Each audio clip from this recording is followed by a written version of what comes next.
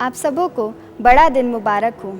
हम उस रात को याद करते हैं जब आज से 2000 वर्ष पूर्व प्रभु यीशु मसीह का जन्म बैतलहम में हुआ था, जिसमें सारा अंबर तारों की ज्योति को सजोए गा रहा था। यीशु मसीह हमें पापों के दंड से बचाने, मोक्ष दिलाने इस जगत में देह धारण हुए थे। उस रात बैतलहम की फिजाओं में शीतल कटारें थी, वादियों में भी शबनम के मोती पिरोए थे। सृष्टि आनंद से स्वर्गदूतों के स्वर्गिक गीत सुन रही थी। स्वर्ग सुमन के सभी श्रोताओं को बड़े दिन की हार्दिक शुभकामनाएं। मैं बड़ा खुश हूँ आप लोगों के बीच में आया हूँ और सचमुच प्रियजनों, ये जो त्यौहार है जो हम मना रहे हैं, ये बहुत बहुत बहुत बहुत इसके अंदर बातें हैं और वो है कि परमेश्वर का प्यार दर्शाया है। परमेश्वर ने अपने इकलौते पुत्र को इस जगत के लिए दे दिया, किसी धर्म, किसी जाति और किसी चीज़ के लिए नहीं, मानव जाति के उद्धार के लिए। प्रियजनों, जब स्वर्गदूत जिब्राइल, पवित्र शास्त्र बाइबल में लिखा है लूका रचित सुसमाचार उसका पहला अध्याय 19 वचन, वो कहता है मैं जो परमेश्वर के उपस्थिति में खड़े रहता हूँ।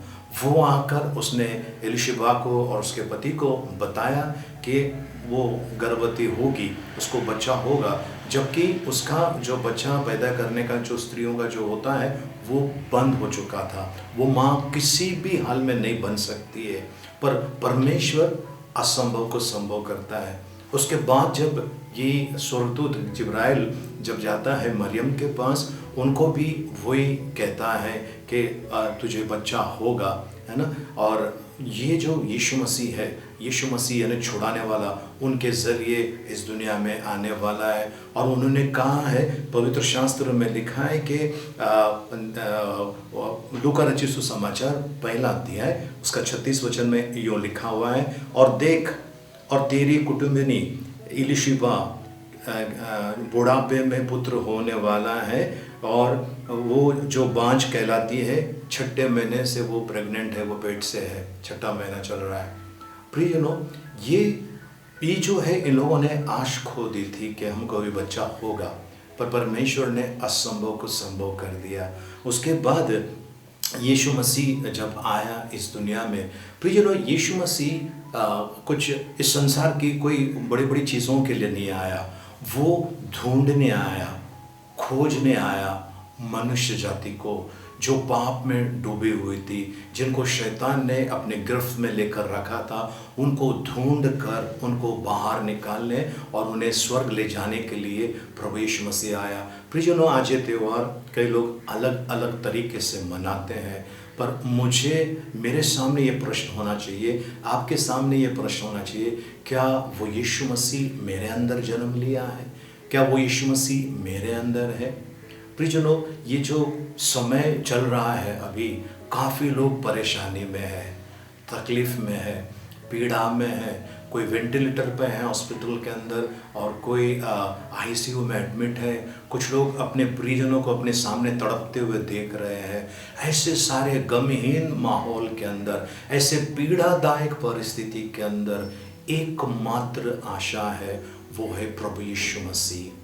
प्रभु यीशु मसीह को छोड़ कोई और है ही नहीं, दूसरा कोई नाम नहीं है, पवित्र शास्त्र में लिखा है। और पवित्र शास्त्र इस प्रकार कहती है, लूका रचित सुसमाचार उसका 19 अध्याय उसका 10 वचन में ऐसा लिखा गया है, क्योंकि मनुष्य का पुत्र खोयों को ढूंढने और उनका उद्धार करने आया है। तो आज भी जो प्रभु यीशु मसीह जो है, आपको आपके तकलीफ से छुड़ाकर, आपको और मुझे अपने परेशानी से छुड़ाकर, वो हमें आनंद का जीवन देने आया है, शांति का, आनंद का, खुशियों का जीवन देने आया है।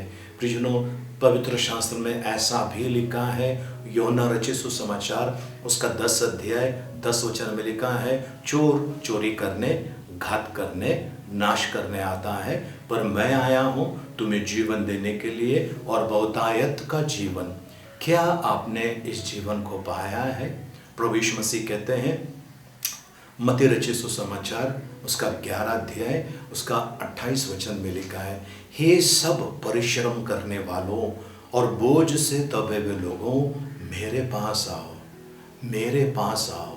प्रियजनों, यीशु मसीह एक अकेला है जो स्वर्ग से धरती पर आया और धरती से स्वर्ग गया है और वो फिर से आने वाला है। और धन्य वो जो उनको अपना स्वामी और उद्धारकर्ता मानते हैं, और वो है क्रिसमस, वो है बड़ा दिन जब यीशु मसीह मेरे जीवन में, मेरे परिवार में, मेरे घर में आता है। उससे बड़ा कोई पर्व नहीं, उससे बड़ा कोई त्यौहार नहीं है। जक्कई नाम का व्यक्ति जो चुंगी लेने वाला था, वो जब यीशु मसीह उसके घर पर आया, प्रियजनों, सबसे पहला चीज़ उसने क्या किया, उसने अपनी आधी संपत्ति कंगालों को बांट दी और जिनका जिनका लूटा था उनको उसने लौटा दिया। ये है यीशु मसीह आता है, ये चिन्ह नज़र आते हैं, इंसान के अंदर परिवर्तन आता है, उसकी सोच में, बोलने में और सभी बातों में, है ना। इसके लिए पवित्र शास्त्र कहता है, 2 कोरिन्थियों 5 अध्याय उसका 17 वचन में लिखा है, अब यदि कोई मसीह में है वो नई सृष्टि, पुरानी बातें बीत गई, देखो सब कुछ नया हो गया है। सो प्रियजनों, प्रभु यीशु मसीह आपको बुला रहा है आज। प्रभु यीशु मसीह वो जीवन आपको और मुझे देना चाहता है। यहाँ पर देखिए, इस संसार में हर जगह पर किसी के चेहरे पर मुस्कुराहट नहीं है तो वो फिर सच्ची मुस्कुराहट नहीं है। और ये मुस्कुराहट देने के लिए, ये भरपूर आनंद देने के लिए यीशु मसीह आज आपके पास आना चाहते हैं। यीशु मसीह आज आपको श्रापों से छुड़ाकर, आपको हर एक प्रकार के दुष्टता से छुड़ाकर आनंद में जीवन देना चाहते हैं। तो प्रियजनों, आपको करना क्या है, उस प्रभु के पास आइए, उसे अपना स्वामी और उद्धारकर्ता ऐसा स्वीकार कीजिए, अपने सारे बोझ उन पर डाल दीजिए, क्योंकि प्रभु का वचन कहता है, हे सारे परिश्रम करने वालों और बोझ से दबे लोगों मेरे पास आओ, मेरे पास आओ। उनका वचन कहता है हमने उनके पास आना है प्रियजनों। और प्रियजनों, जब यीशु मसीह आता है परिस्थिति बदलती है, आपको किसी की सहायता की ज़रूरत नहीं है। प्रभु का वचन कहता है, भजन संहिता 121 में लिखा है, मेरी सहायता यहोवा की ओर से आती है, परमेश्वर की ओर से सहायता आती है। मनुष्य यदि आपकी सहायता करता है वो आपको शायद बाद में कभी सुना देगा, लेकिन परमेश्वर ने आज तक उपकार किए हैं कभी सुनाया नहीं है। वो दयालु है, कृपालु है, विलंब से कोप करने वाला, अति करुणामय परमेश्वर है। तो प्रियजनों, हमने आज इस त्यौहार को इस तरह से मनाना है कि वो यीशु मसीह मेरे अंदर होना चाहिए, मेरे जीवन का वो बादशाह होना चाहिए, मेरे जीवन का वो सर्वस्व होना चाहिए। प्रियजनों, परमेश्वर का वचन में लिखा हुआ है, प्रेरितों के काम उसका 1 अध्याय उसका 11 वचन में लिखा है, 10 वचन के आखिर में और 11 वचन में, 2 व्यक्ति वहाँ पर श्वेत चमकने वाले वस्त्र से वहाँ पर खड़े थे जब यीशु मसीह का स्वर्गारोहण हुआ, और उन्होंने कहा कि जैसा आप देख रहे हैं वो जा रहा है, इसी तरह से वो वापस आने वाला है। सो प्रियजनों, यीशु मसीह वापस आने वाला है, इससे बड़ी कोई अच्छी खबर हो ही नहीं सकती है। आज ये यीशु मसीह अपने लोगों को ले जाने के लिए आने वाला है, तो ये हमारे लिए बड़ा वरदान होगा। प्रियजनों, इस संसार में हमारा जो जीवन है वो अनिश्चित है। कोई 20 साल में जाता है, कोई 40, कोई 60, कोई 100 साल में जाता है, हमें पता नहीं हमारा जीवन कितना है।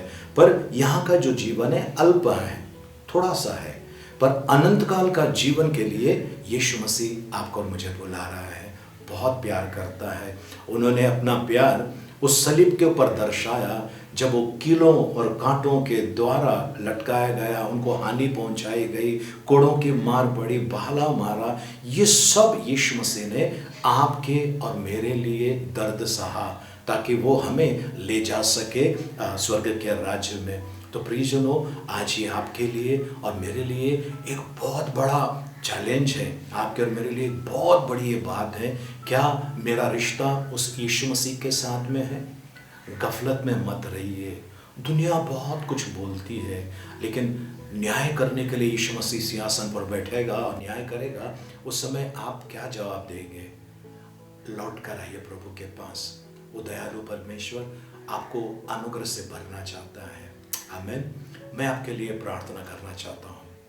स्वर्गीय पवित्र पिता, हम आपको धन्यवाद देते हैं। मानव जाति को आपने अपना इकलौता पुत्र प्रभु यीशु मसीह दे दिया, जो हमारे पापों के लिए मारे गए, गाड़े गए, तीसरे दिन जी उठे। अब वो आपके दाहिने ओर बैठे हैं, वो फिर से आने वाले हैं। ये सभी श्रोताओं को आपके हाथ में देते हैं प्रभु जी। इन सभी का ताबा ले प्रभु जी। क्षमा कर, दया कर। आपके विरुद्ध कोई पाप किया तो क्षमा कर, दया कर। आपके अनुग्रह में चलने के लिए सहायता मदद कीजिए। इस बड़े दिन का प्रभु जी हम सब प्रभु जी लाभ उठाएं, ऐसी कृपा मांगते हैं, धन्यवाद देते हैं यीशु मसीह के नाम में। आमीन, आमीन। आइए हम आखिरी श्रोत के लिए प्रार्थना करें। अब पिता परमेश्वर का प्रेम, प्रभु यीशु मसीह का अनुग्रह और पवित्र आत्मा की सहभागिता अब से लेकर सदा तक हम सबके साथ में बनी रहे। आमीन। फिर से एक बार सभी स्वर्ग सुमन के श्रोताओं को बड़े दिन की हार्दिक शुभकामनाएं। जय मसीह की। आशा करते हैं कि इस कार्यक्रम के द्वारा आपके हृदय में भी प्रभु यीशु मसीह ने जन्म लिया है। प्रभु आपको बहुतायत की आशीष प्रदान करे और उद्धार की आशीष में आपको शामिल करे। एक बार फिर से आप सबों को बड़ा दिन मुबारक हो।